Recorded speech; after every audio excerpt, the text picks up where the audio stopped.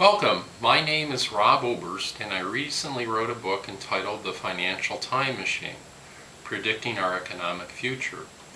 The origins of this book go back to 2001 when I was performing the recommended investment balancing. As a consultant, I had done many 5-year plans working with businesses, and I thought that we really needed to know where the economy was going in the future for me to better understand that investment balance. So I developed a model that predicted in 2008 we would have a serious recession or depression. And I did that in 2001. So in 2007, when the economic environment resembled my model, I got out of the market and then got back in when it started rising again. Now, what I'd like to do is take you on a journey on the financial time machine and show you how it predicted the Great Recession, and then show you what it's predicting over the next 5 or 10 years. So here is the Financial Time Machine, Predicting Our Economic Future by Robert Oberst, that's me. And the Financial Time Machine is composed of two primary components. The first are the 20th century generations, which are the 5 generations that were born in the 20th century. And the second is the financial life cycle, which follows us from the time we're born to the time we die, similar to our life cycle, but it looks at our life through a financial prism. The first part of that is the 20th century generations. Again, all the generations born in the 20th century. Starting with the greatest generation, born in 1901, when Teddy Roosevelt was president. This is the generation that fought World War II and won World War II. They were followed in turn by the silent generation, born starting in 1926. They lived through the Great Depression and then also World War II. Not a great time to be a child. They were immediately followed by the war boom generation, born starting in 1946. And this is the largest generation in the history of the United States. They're about 75% larger than the silent generation. One of the things that you'll notice here is that the height of the box is relative to the size of the generation based on the number of members born during each year, and the width corresponds to the number of years in the generation. Now the boomers were in turn about 15-20% larger than the Xer generation, and the Xers were an echo generation of the silents, meaning that they were largely the children of the silents, as the millennials were largely children of the boomers. And the millennials are almost as large as the boomers. They're about 98% of their size. Now, when I was building the financial life cycle, I looked at 4 different factors. And you can think of this as your budget, your family budget. And there's things coming into your budget, and there's also things going out of your budget. And the first thing that I considered was earnings, which are, if you look at your tax returns, are your paycheck. Perhaps you have some CDs that are earning some interest, or bonds, and perhaps you have some stocks that are getting dividends. Those would be earnings. But we don't have enough from our earnings to pay for everything that we want, so we take on added debt for that house or perhaps our car. Then we spend on things, like that house or car, the groceries that are shown here, furniture, and hopefully have something left over for savings.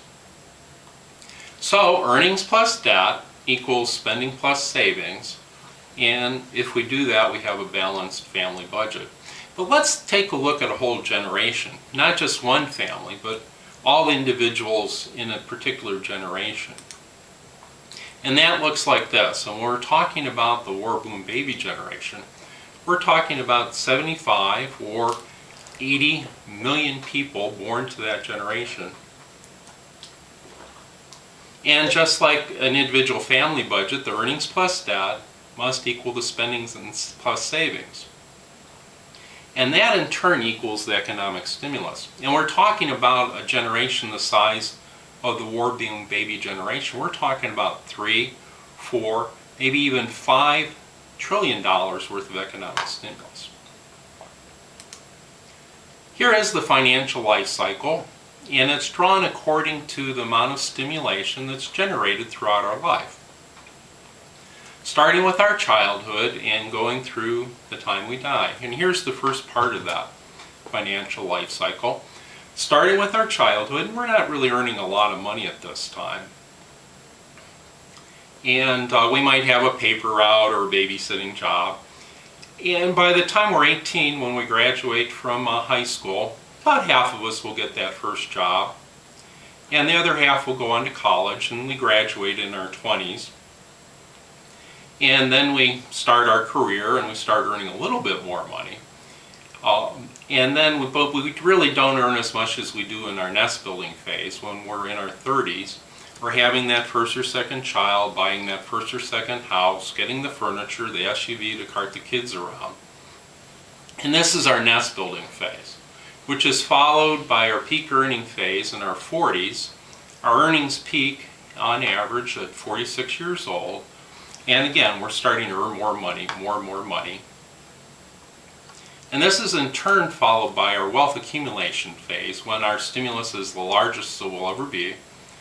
And this is a time when we're starting to accumulate some wealth in our 401k plan. Hopefully we're getting more and more equity in our house. And this is our peak wealth accumulation phase, which is in turn followed by the downsizing phase in our 60s, and the average retirement age is 62. And at this time we're maybe not getting a smaller house, although we might be getting a house in Florida or somewhere in the South, trading our mansion for that house. But at this time we're not buying as many new things, so we're not getting as many new cars, we're not getting a bigger house, and we're starting to downsize our budget and really saving. Then this phase is followed by our mid-retirement phase in our 70s, and by this time nearly everybody is retired. And late in that mid-retirement phase, our average lifespan is 78 or 79 years old. So by the time we enter our late retirement in our 80s and 90s, about half of us are retired. And you'll notice that the size of these boxes is continuously smaller as the amount of economic stimulus that a generation provides to the national economy decreases. So here's a summary of our financial life cycle, and you notice from childhood to our wealth accumulation phase, the stimulus goes up, and then up until the time we die in our late retirement phase, the stimulus declines. Now let's take those two models and put them together to build a simple version of the time machine. And here is the time machine. And what I did was I set the dial to the year 2000 when the first boomer was 54 years old. And we'll see the leading edge of the boomers here, and they're 54 years old. And those first boomers are in their wealth accumulation phase, while most of the rest of them are in their peak earnings phase. So this, as you would expect, would be very good for the economy, a very good time for the economy. Now let's go a little bit farther to 2005 and see what happens. And to do that, all we need to do is go 5 years forward in time, and everybody will age by 5 years during that time. So we slip forward in time, and at this time that first boomer is now 59 years old, and all the boomers are either in their wealth accumulation phase or their peak earning phase. So this is about as good as you would expect it to get for the national economy when the largest generation in the history of the U.S. is now in their peak earnings and wealth accumulation phase. But what happened during the Great Recession? So let's go about 3 years farther on and take a look at the Great Recession. And here we see that those first boomers are starting to downsize. And they're starting to take stimulus away from the economy. That first boomer is 62 years old now. So this is going to be a rough spell for the economy when the largest expansion in the history of the United States is starting to use air or starting to lose stimulus. And this was the time we had the Great Recession. So let's go for the first time off into the future. Let's go 7 years into the future to 2015 to see what our time machine predicts at that time. And here we see that about half of the boomers are now in their downsizing phase. And I think what you see is there's a significant drop here from the wealth accumulation phase to the downsizing phase, taking away stimulus from the economy, deflating the economy. And one of the things you might say, well, okay, the boomers are a peak generation, the greatest are a peak generation, but what about this millennial generation? They're almost as large as the boomers. Aren't they really going to come to the rescue? And they're gaining more stimulus, so aren't they going to make up for the boomers? And I think what you'll notice here is, yes, the millennials are going from their early phase to the nest building phase. And this is a step up, a significant step up, but it's not as large as this step down for the boomers. They'd actually have to go up a couple of steps to make up for that. So I'm really not predicting that our economy will start really booming until really after 2015, and I think you can see why. Now let's take a look at these peak generations. The theory is when they're in their peak phases, peak earnings and wealth accumulation, we'll have boom times, and when they fall out of that, we'll have contractions. So let's take a look at that. And here are the boomers, and they were during the peak expansion period in the 2000s. They were preceded by the greatest generation, and then in turn were preceded by the Civil War boomers. And it turns out there was a generation very similar to the boomers born after the Civil War in the 1870s and 80s. They increased the population of the United States by 48%. The boomers increased the population of the United States by 47%. So both are about 50% increase, a huge population increase.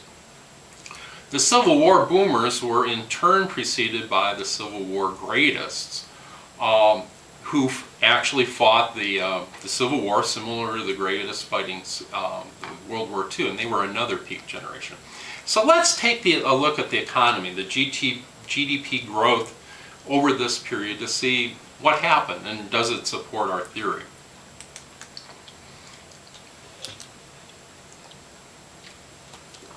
And what we see is when the boomers were in their peak, we had the largest expansion in U.S. history from the mid-80s to the mid-2000s, 24 years.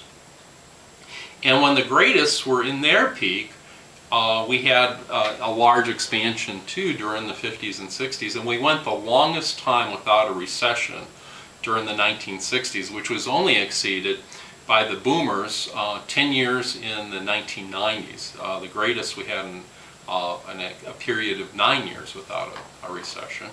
They were preceded by the Civil War boomers, who were in their peak during the Roaring 20s, a vast boom time, and they were in turn preceded by the Civil War greatest, when we had growth, GDP growth of almost 10% during their 20-year span. And this is the time when the United States became the dominant economic power in the world due to all the expansion that was going on in the coal industry, the railroads, the steel industry, and the oil industry. And at that time, the largest refiner in the world was in Cleveland, Ohio, owned by Standard Oil and J.D. Rockefeller. Standard Oil, if all of its pieces, parts were combined, like Chevron and Exxon and Amoco, if all those pieces were combined, it would be the largest company in the world, worth over $1 trillion. And J.D. Rockefeller himself would be worth over $600 billion in today's dollars, more than the top 12 or 15 billionaires alive today. So I think this proves that when a peak generation is in their peak, we have expansions, long-term expansions, The other part of the theory is when they fall out of their peaks, when they start retiring, in other words, we'll have a contraction. And let's take a look at that. And what we see is when the boomers fell out of their peak, we had the Great Recession, and in the 6 years since that started, we've had growth below 1% on average. When the greatest fell out of their peak, we had the 70s malaise. We had 4 recessions in the 70s, 1970s, and into the 1980s, which was topped by a double-dip recession in the early 80s, with unemployment even greater than the Great Recession.